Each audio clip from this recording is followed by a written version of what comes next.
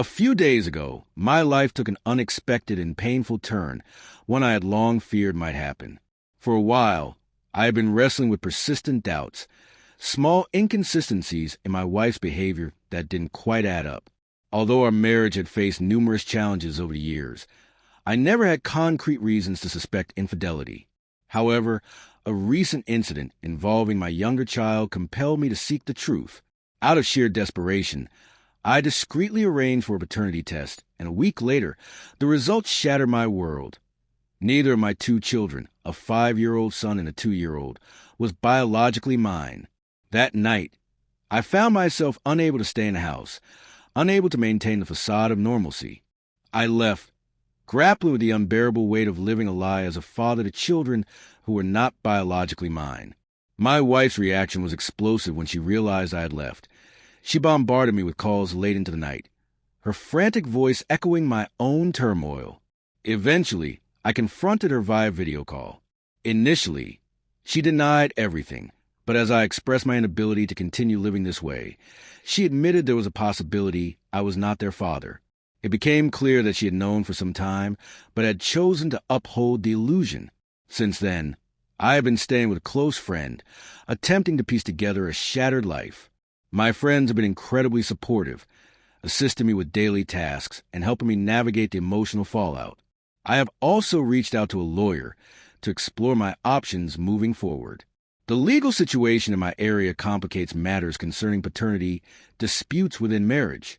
Legally, I cannot contest paternity for my oldest child because the law assumes I've been his father for too long. However, since my youngest is only 2, I still have an opportunity to challenge this in court.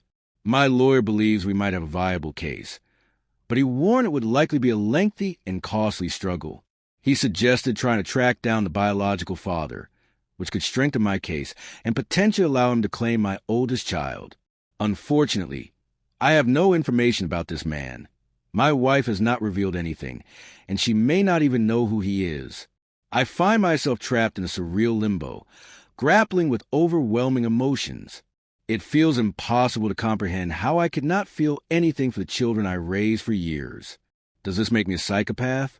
I feel shattered, like an empty shell of my former self, and I am unsure what the future holds or what kind of relationship, if any, I will have with these kids.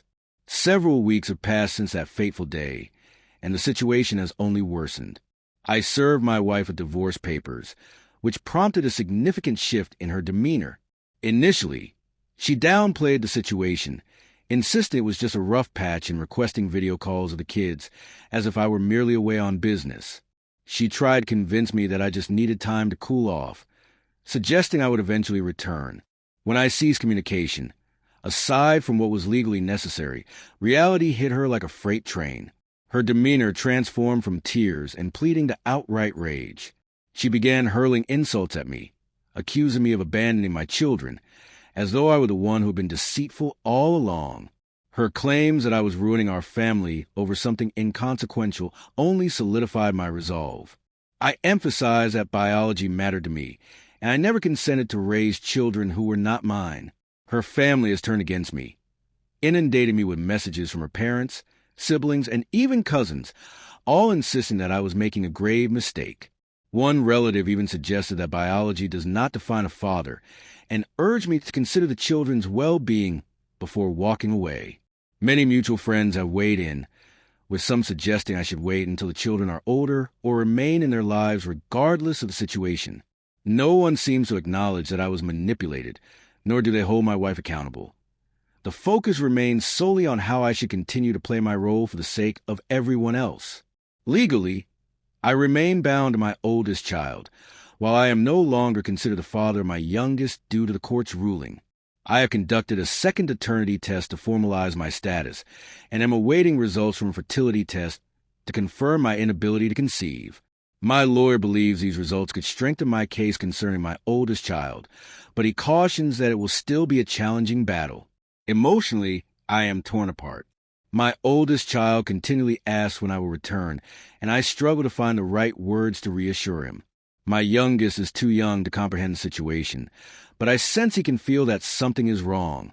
While I still love them in some way, I am uncertain about how I will ever heal from this betrayal.